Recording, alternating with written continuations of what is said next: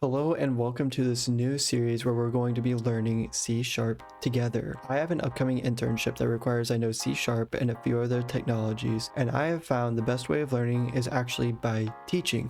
So therefore we're going to make a new series here where I'm learning C# and hopefully teaching you a little bit along the way. Now I am a college student, and before I got into college I didn't have any programming knowledge. But throughout my 4 years, I've had courses in Java, C, and Python, and along the way, I've picked up HTML, CSS, and Swift UI. This series is going to be following C# 10 in a nutshell that is over on O'Reilly Media. If you go to their website, you can go ahead and get a subscription, and then you have access to all sorts of books and courses that can help you learn other technologies. I'm not sponsored by O'Reilly, but I have had previous success in learning Java with their books. With that out of the way, let's talk about what C# is. C# is a high-level programming language developed by Microsoft in 2000. Its syntax is heavily inspired by C and C++, but if you also go look over at Java, it looks just like a reskinned Java with slightly different conventions. It allows programmers to write applications over in .NET, but what is .NET? .NET is a cross-platform open-source developer ecosystem that allows users to write their applications in C#,